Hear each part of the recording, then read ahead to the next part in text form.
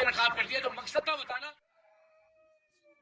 सच को बोलने की तमीज नहीं और झूठ देखो कितना मीठा बोलता है। जी, एलजीएस इंफॉर्मेशन की दुनिया के लोगों, आपने सच बात सुनी है कि झूठ के रस्से थोड़ी देर के लिए लंबे जरूर होते हैं, झूठ की रस्सी थोड़ी देर के लिए लंबी जरूर होती है, मगर आखिरकार झूठ झूठ होता है और हकीकत हकीकत होती है। आज की वीडियो बनाने का मकसद ये है कि भाई आपको थोड़े से पॉइंट्स कुछ ऐसे सामने रखूंगा जिससे आप लोगों के दिल दहल जाएंगे, आंखें खुली की खुली रह जाएंगी कि भाई ये क्या बातें कर रहा है। आज की वीडियो लंबी थोड़ी सी जरूर होगी, लेकिन दिल थाम के रहिएगा, जुड़े रहिएगा मेरे वीडियो के साथ, ताकि अगर आपने अगर वीडियो से बीच में से स्किप की तो आपको बात समझ नहीं आएगी कि मैंने बात क्या की है। आज की बात यह है कि आखिरकार वो होना था जिसका हमें शक था, शक अब यकीन में बदलने लगा था और यकीन की अब हकीकत सामने आ गई।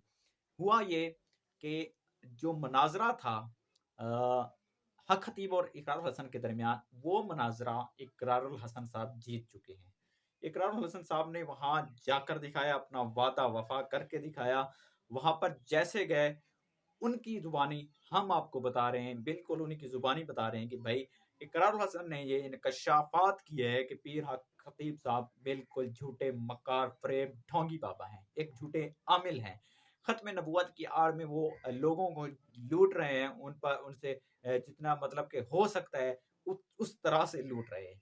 वो किस तरह से भी कि इकरारुल हसन साहब जैसे ही वहां वहां पर गए, वहां पर उन्होंने उनके करिंदों ने सबसे पहले तो उसको वेट करवाया गया। इकरार रोशन कई घंटों के बाद कई घंटों के बाद जाकर खतीब साहब वहां पर तशरीफ ले आए, और तशरीफ लाने के बाद जम्मे गफीर के साथ लोगों के साथ वहां पर तशरीफ ले आए अपने ढोंग को छुपाने के लिए।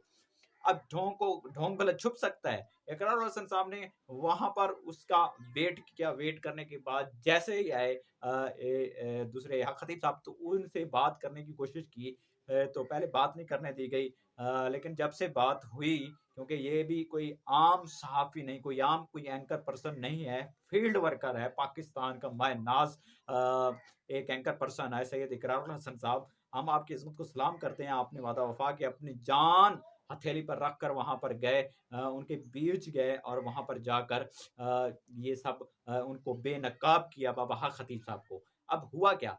वहाँ पर इकरारुल हसन कहते हैं कि जैसे ही हम वहाँ पर गए, हमसे मोबाइल छीन लिए गए, हमसे कैमरास वगैरह छीन लिया गया।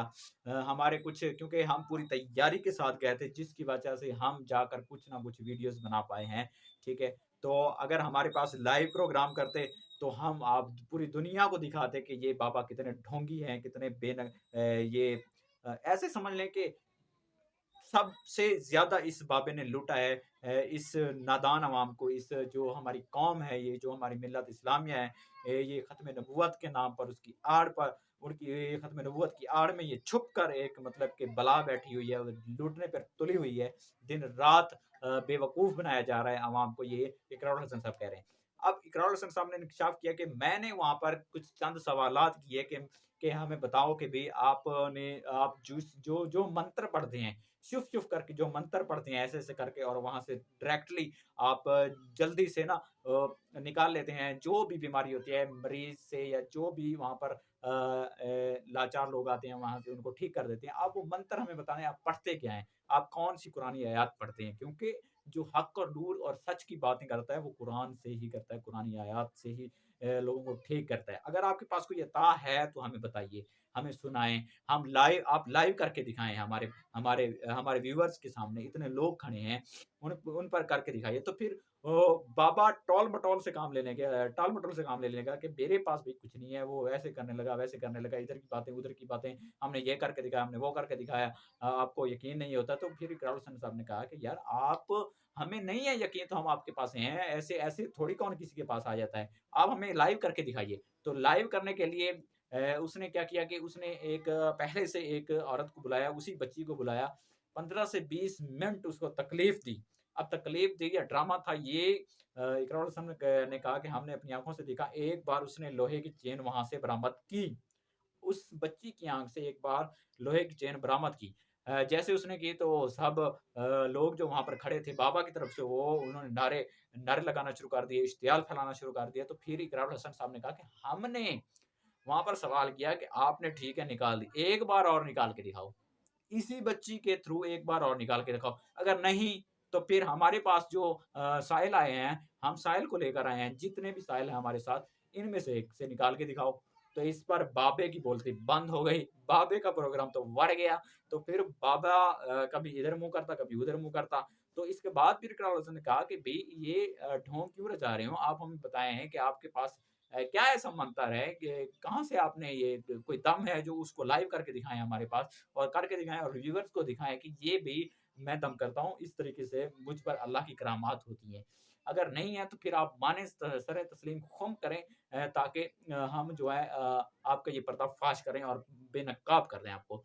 तो वो बस वो ये ऐसे-ऐसे टाल-मटोल करते हुए फिर लोगों ऐसी बातें करने लगा कि बात तलख़-कलामी तक पहुँच गई। फिर इकरार हसन साहब और उसकी टीम को तकरीबन यरग़माल बना लिया गया। कई घंटों तक यरग़माल बनाया रहा, वहाँ पर वो रहे, उसके बावजूद वो डटे रहे, नहीं झुके। उसकी टीम, सरेआम की टीम, एयरवे की टीम नहीं झुकी।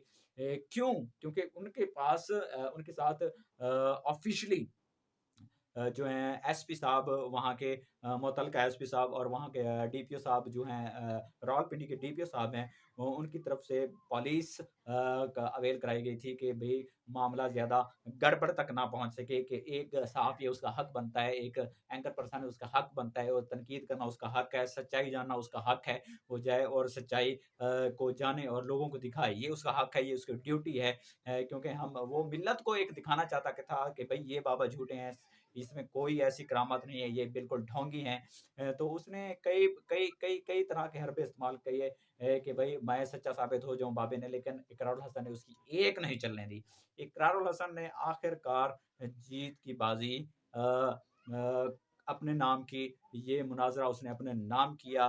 बड़ी मुश्किल से इकरारुल हसन ने खुद क्लेम किया कि भई हमने बड़ी मुश्किल से अपनी जान बचाई है। हम इस वक़्त महफ़ूज़ जगह पर आए हुए हैं। लेकिन हम आपको बताना चाह रहे हैं कि भई वो इकरार हसन ने खुद क्लेम किया कि इस ढोंगे बाबे का एतबार नहीं करना। ये ख़त्म नबूवत की आड़ में एक बला बैठी है। एक वो कहते हैं कि ना ख़त्म नबूवत के बाद जो करप्शन है सबसे ज़्यादा इसी ने की है झूठ के नाम पर झूठ बोलकर लोगों पर करतब दिखाकर ये एक तरह का माफ़िया बन के बैठा हुआ है लूटने वाला। तो कोशिश करें कि इनसे बचें मुस्लिम उम्मा इनसे बचें।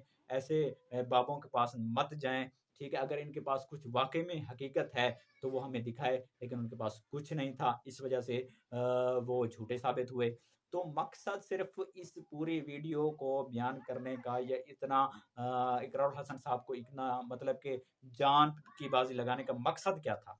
मकसद ये था कि भई तमाम जो आप लोगों जैसे, मेरे लोगों जैसे जिनके पास इल्म कम है या कुछ ऐसे जैसे देहाती लोग होते हैं, उनके पास इल्म कम है, तो वो इन जैसे जाली पीरों, बाबाओं, आमलों, झूठे लुटेरों के हथे हथकंडों में चढ़ जाते हैं। सबसे ज़्यादा जो हमारी माएँ-बहनें होती हैं, वो इन हथकंडों में चढ़ जाती हैं। तो ये सब जो है ना एक तरह का लूटने का अमल है, इसमें कोई हाँ, अगर कोई वली-उल्लाह है, तो वो लाइव आए, वो बताए कि भई मैं ये चीज़ करता हूँ, अल्लाह की तरफ से करम ज़रूर होता है। इसमें कोई शक की बात नहीं, मैं इस कुरान की इस आयत की रोशनी में अमल करता हूँ। मैं ये चीज़ें पढ़ता हूँ, अल्हम्दुलिल्लाह अल्लाह मुझ पर राज़ी है, तो मैं ये कर सकता हूँ। ठीक है, तो अगर नहीं तो इस तरह के अब ये क्लेम भी उन्होंने एक बार किया, 1-2 बार किया कि मैं तकरीबन 11 साल से जाग रहा हूँ। अब यार कोई बताने वाली बात है कि आज तक कोई 11 साल तक जागा है? नहीं जागा।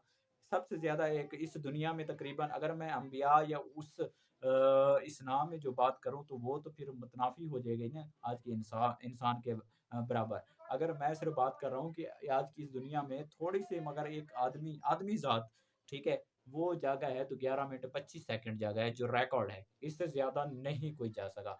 बाज़ाते खुद इकरारुल हसन ने कहा कि मैं सैयदज़ाद हूँ, ठीक है?